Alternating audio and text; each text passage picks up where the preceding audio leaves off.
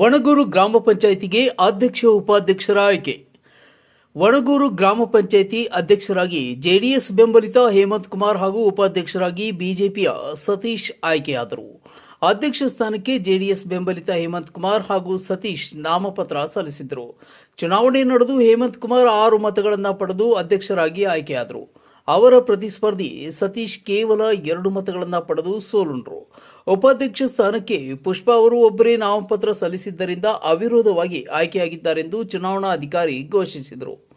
ನೂತನ ಅಧ್ಯಕ್ಷ ಹಾಗೂ ಉಪಾಧ್ಯಕ್ಷರು ಮಾತನಾಡಿ, ಗ್ರಾಮ ಪಂಚಾಯಿತಿ ವ್ಯಾಪ್ತಿಯ ಗ್ರಾಮೀಣ ಭಾಗದ ಹಳ್ಳಿಗಳಿಗೆ ರಸ್ತೆ, ಚರಂಡಿ, ಬೀದಿ ದೀಪ ಹಾಗೂ ಕುಡಿಯುವ ನೀರಿನ ಸಮಸ್ಯೆಗೆ ಹೆಚ್ಚು ಒತ್ತು ನೀಡಲಾಗುವುದು.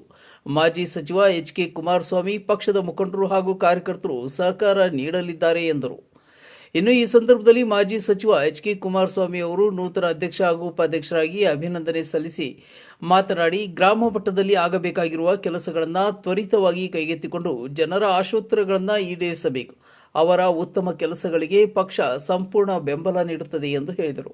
ಇನ್ನು ಈ ಸಂದರ್ಭದಲ್ಲಿ ಮಾಜಿ ಜಿಲ್ಲಾ ಪಂಚಾಯಿತಿ ಸದಸ್ಯರುಗಳಾದ ಚಂಚಲ್ ಕುಮಾರಸ್ವಾಮಿ ಅವರು ಹಾಗೂ ಉಜ್ವ ರುಜ್ಮಿ ಸುದರ್ಶನ್ ರವರು, ಮಾಜಿ ತಾಲೂಕಾ ಪಂಚಾಯಿತಿ ಅಧ್ಯಕ್ಷರಾದ ಸುಜಾತಾ ಮಲ್ಲೇಶ್, ಗೊದ್ದು ಕೃಷಿ ಪತ್ತಿನ ಸಹಕಾರ ಸಂಘದ ಅಧ್ಯಕ್ಷರಾದ ಕೌಶಿಕ್ ಅವರು, ಜೆಡಿಎಸ್ ಮುಖಂಡರಾದ ಸಚಿನ್ ಪ್ರಸಾದ್, ಸುದರ್ಶನ್ ಕುಮಾರ್, ಸುಮನ್ ಹೆತ್ತೂರು, ಗ್ರಾಮ ಪಂಚಾಯಿತಿಯ ಸದಸ್ಯರುಗಳು, ಗ್ರಾಮ ಪಂಚಾಯಿತಿ ಮಾಜಿ ಅಧ್ಯಕ್ಷರು, ಉಪಾಧ್ಯಕ್ಷರು, ಸ್ಥಳೀಯ ಮುಖಂಡರುಗಳು, ಕಾರ್ಯಕರ್ತರು ಭಾಗವಹಿಸಿದರು.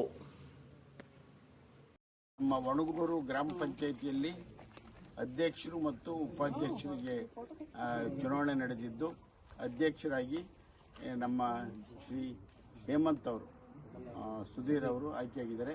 ಉಪಾಧ್ಯಕ್ಷರಾಗಿ ಮಾಜಿ ಅಧ್ಯಕ್ಷಿಣಿ ಶ್ರೀಮತಿ ಪುಷ್ಪವತಿ ಮೇಡಮ್ ಅವರು ನಮ್ಮ ಜನತಾದಳ ಪಕ್ಷದ ಬೆಂಬಲಿತ ಅಭ್ಯರ್ಥಿಗಳಾಗಿ ಆಯ್ಕೆಯಾಗಿದ್ದಾರೆ. ಈ ಸಂದರ್ಭದಲ್ಲಿ ನಮ್ಮ ಈ ಭಾಗದ ನಮ್ಮೆಲ್ಲ ಪ್ರಮುಖ ಮುಖಂಡರುಗಳು, ಅದು ನಮ್ಮ ಸುದರ್ಶನ್ ಇರ್ಬೋದು, ನಮ್ಮ ಕೌಶಿಕ್ ಅವರು ಇರ್ಬೋದು, ನಮ್ಮ ಎಲ್ಲ ನಮ್ಮ ಮಾಜಿ ಸದಸ್ಯರುಗಳು, ಹಾಲಿ ಸದಸ್ಯರುಗಳು, ಮಾನ್ಯ ಎಲ್ಲ ಮುಖಂಡರುಗಳು, ನಮ್ಮ ಈ ಭಾಗದ ಮುಖಂಡರೆಲ್ಲರೂ ಕೂಡ ಅವರು ನಮಗೆ ಸಹಕಾರ ನೀಡಿದ್ದಾರೆ, ಗೆಲ್ಲಿಸೋದಕ್ಕೆ ಅನುಕೂಲ ಮಾಡಿದ್ದಾರೆ. ನಾನು ಇಷ್ಟೇ ಮನವಿ ಮಾಡ್ತೇನೆ, ನಮ್ಮ ಅಧ್ಯಕ್ಷರಲ್ಲಿ ಮತ್ತು ಉಪಾಧ್ಯಕ್ಷರಲ್ಲಿ, ನಮ್ಮ ಸದಸ್ಯರಲ್ಲಿ ಗ್ರಾಮ ಪಂಚಾಯತಿ ಮಟ್ಟದಲ್ಲಿ ಹಳ್ಳಿಗಳ ಕೆಲಸ ಆಗಬೇಕಾಗಿದೆ.